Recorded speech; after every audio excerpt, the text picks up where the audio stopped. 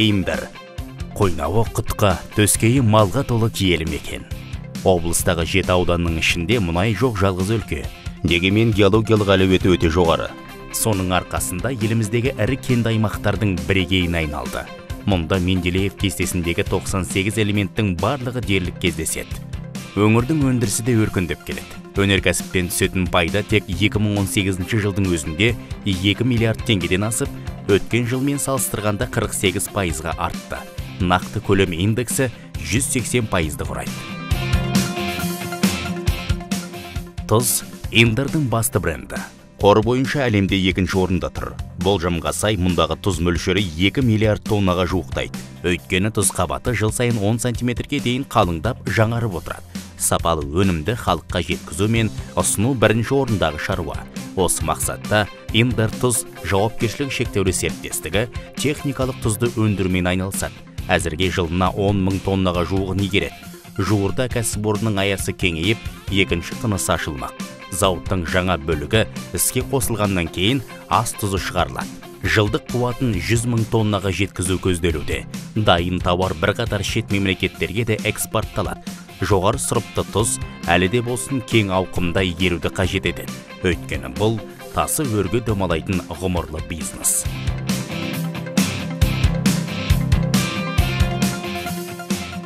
Аудан экономикасына түсетін пайданың басым бөлігі тау-кен және химия саласына тиесілі. Қазба байлыққа толы өлкенің қойнауында бор, калий, магний, мергел карбонат, гипс, руда, мыс, ангидрит, түрлі саз жыныстар мен құнды минералдар, металдар, құм, известь сынды шикізаттар бар. Әрі мұнда әлі ашылмаған 100 миллион тонна цементтің шикізат түрі жатыр.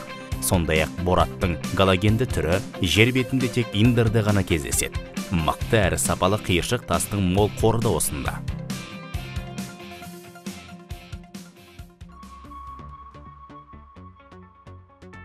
Ауданда табиғи құрылыс материалдарын өндіретін 4 кәсіпорын бар. Мәселен, Ақтау битумы жауапкершілігі шектеулі серіктестігі түркиялық құрал жабдықтардың көмегімен жылына 120 мың тонна дайын өнім шығаруға қауқарлы.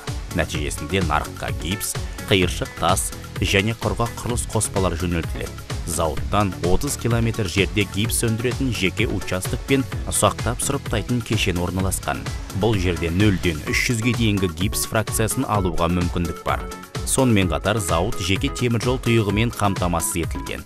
Аталған мүмкіндіктерді пайдалана отырып, Ақтау битумы мекемесі жұмысын одан әрі дамытып, жергілікті өнімді Қазақстаннан басқа да шет мемлекеттерге экспорттауға ниетті.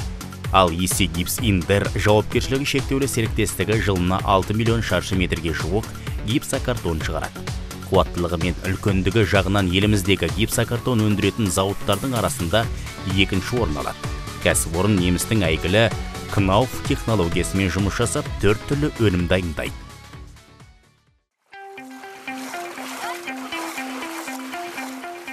Индер ауданы отандық туризмді дамытуға қолайлы мекен. Келі атырапта халық дала дәрігері аталып кеткен Тұзды көл бар. Жалпы ауданы 110 шаршы шақырымды құрайды. Табиғаттың теңдессіз сыйы адамдар үшін шипалы орынға айналған. Жыл сайын мұнда келетін жұрттың қарасы көбейіп келеді. Олардың арасында шетелдік туристер де баршылық. Тұзды көлдің ерекше қасиетін академик ғалымдар да мойындап отыр. Оның минералға толы балшығы мен суы 25 түрлі ауруға дауа. Бұл дәлелденген факты. Ең пайдалысы тұзды суы.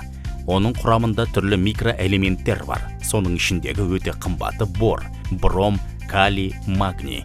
Әсіресе бор. Ол онкологиялық аурулар мен ісіктердің және тыныс жолында кездесетін проблемалардың, сондай-ақ тері ауруларының емі. Тұзды көл орналасқан аумақ аппақ алқапқа ұқсайды. Өйткені мұндағы тұзды кристалдар жыл сайын 7-8 сантиметрге дейін өсіп отырады. Келешекте бұл жерде күніне 300 адам қабылдайтын емдеу сауықтыру шипажайын салу жоспарлануда.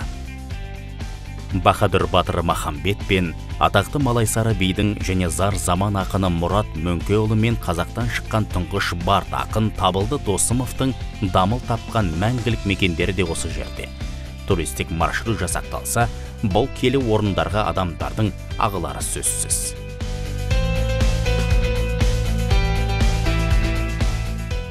Индер 9 жолдың торабында тұр.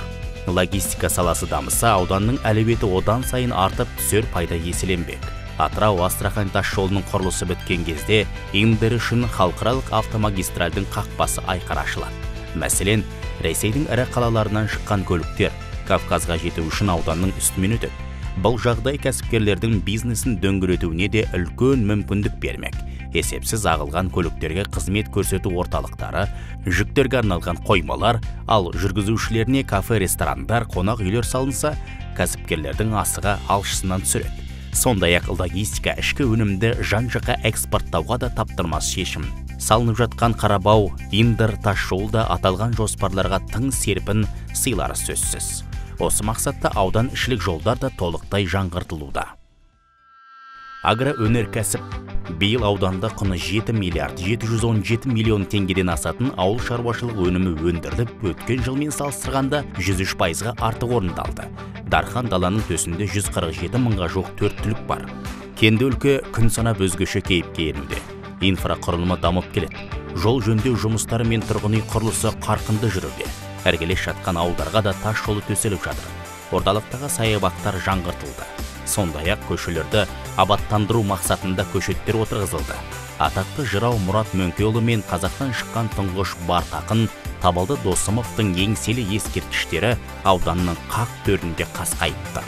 Әрі Индерде Қазақстан аудандары арасындағы алғашқы 3D форматтағы 200 орындық кинотеатр ашылды. Мұнда жастарға арналған коворкинг орталығы да орналасқан. Келуші қонақтар үшін қонақ үйлер де дайын. Әзірге мейманжайдың 4-еуі жұмыс істеп тұр. Ресторандар мен дәмханалар жетерлік. Тіпті ауданда азық-түлікке арналған заманауи супермаркет те бар. Бұл іргелістер бір жағынан халыққа қолайлы жағдай тудырады, ал екінші жағынан ниетті инвесторлардың қызығушылығын арттырып, осы жақта кәсіп бастауына мұрындық болар сөзсіз.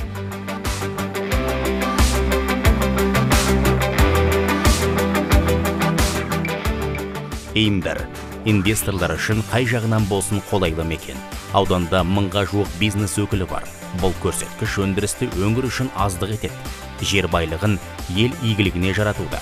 Адуыны мықты инвестор мен талабы күшті кәсіпкер керек ақ. Сол кезде түрлі саланың тамырына қан жүгіртіп, экономика қарыштап дамымақ.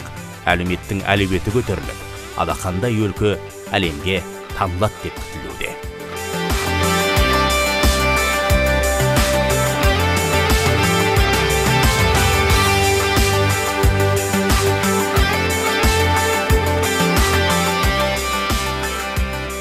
Индерге қош келдіңіздер.